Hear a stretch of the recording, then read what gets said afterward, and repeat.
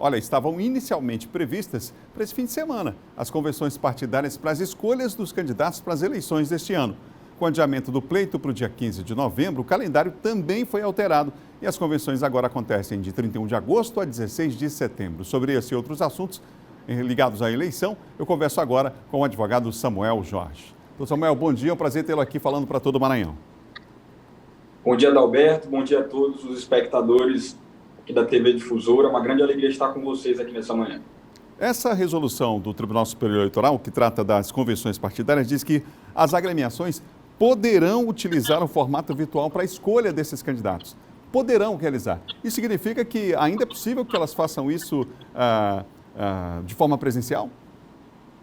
Excelente pergunta, Adalberto. É possível sim, obviamente obedecendo a decretos e demais regulamentações em âmbito estadual e municipal, e também todas as recomendações da Organização Mundial de Saúde, Secretaria de Saúde e do próprio Ministério da Saúde. Ou seja, ainda é recomendável que se evitem as aglomerações, porque, inclusive, existe a possibilidade de que surja um novo surto, né, de disseminação do novo coronavírus. Então, todas essas precauções quanto a aglomerações, a quantidade de pessoas, elas precisam sim ser tomadas nesse momento. É importante lembrar que a obrigação de divulgar para os seus filiados como que vai ser a convenção, os critérios, quantidade de pessoas, por exemplo, no caso presencial ou híbrida, a necessidade de ir, por exemplo, com máscaras, essa responsabilidade é dos partidos, não é isso? Com certeza, é dos partidos, principalmente porque a convenção, Adalberto, é um momento crucial para o período eleitoral. É um momento em que você vai ter ali o estabelecimento dos critérios para a divisão do fundo partidário, do fundo especial de financiamento de campanha, a escolha dos candidatos, o estabelecimento daquela a famosa cota de gênero, né, que estabelece pelo menos 30% de um determinado gênero e 70% de outro. Então, esse momento da convenção é um momento em que a direção partidária ela tem um protagonismo que é muito importante, é muito interessante. Inclusive, nesse contexto de pandemia, quanto à recomendação do uso de máscara, fornecimento de álcool em gel, eu particularmente acredito que nós não teremos muitas convenções presenciais. Obviamente, haverá aqueles partidos que optarão por essa modalidade, mas, com certeza, obedecendo às orientações das autoridades sanitárias.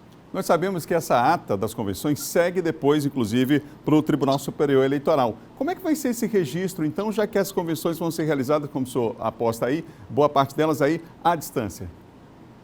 Adalberto, o Tribunal Eleitoral, o Tribunal Superior Eleitoral, ele adotou um sistema chamado Candex.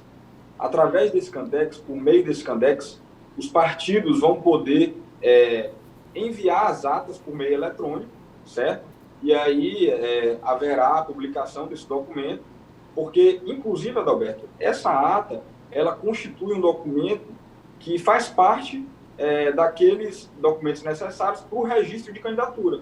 Então, o partido que não tiver publicado essa ata, ou para impugnação, ou para publicidade, ele poderá, inclusive, ter candidatos com o registro de candidatura negado. Bom, há também a previsão desse registro acontecer, por exemplo, no formato de vídeo, de áudio, quer dizer, essa também é uma outra inovação, né?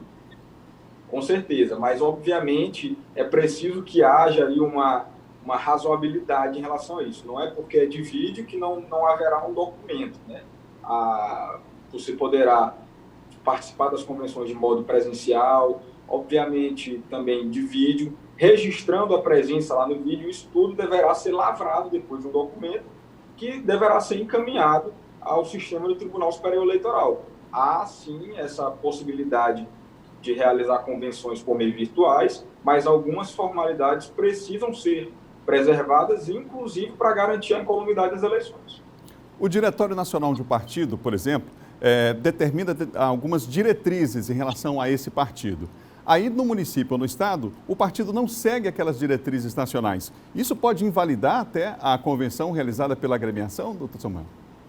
Com certeza, Adalberto. É preciso deixar muito claro, principalmente aqui no Maranhão, em que nós temos muitas comissões provisórias, que esses órgãos eles precisam estar em total consonância com os órgãos de direção nacional, porque o partido em âmbito nacional, o Diretório Nacional, ele estabelece diretrizes, ele segue o seu estatuto, e isso são normas de repetição obrigatórias, tanto pelos diretórios estaduais, diretórios municipais, quando eventualmente existirem. Então, é sim uma obrigação dos diretórios municipais e estaduais obedecerem a esse comando central, que é dos diretórios nacionais. Nosso tempo já está esgotado aqui, mas eu queria rapidamente que o senhor respondesse sobre essa identificação biométrica dia da votação. Ela não vai acontecer mais? Ela não vai mais acontecer, Adalberto, e essa decisão foi tomada pela cúpula do TSE em respeito a uma orientação da equipe médica daquele tribunal. O ministro Luiz Roberto Barroso, em contato com a cúpula da equipe médica do TSE, da qual faz parte o Dr. Davi Wip, que tomou bastante notoriedade, né, no combate ao novo coronavírus em São Paulo, decidiu pela não adoção da biometria, justamente porque essa medida poderia ocasionar mais aglomerações, poderia propagar com mais facilidade o coronavírus, sabe? Porque isso iria estender o tempo das eleições, haveria mais filas quando das votações. Então, o tribunal decidiu pela não adoção da biometria justamente por isso, uma medida sanitária. Eu até costumei dizer que é uma medida muito mais sanitária e médica do que propriamente jurídica. Ok. Obrigado, doutor Samuel, pela entrevista. Conversei aqui com o advogado Samuel Jorge sobre as eleições 2020.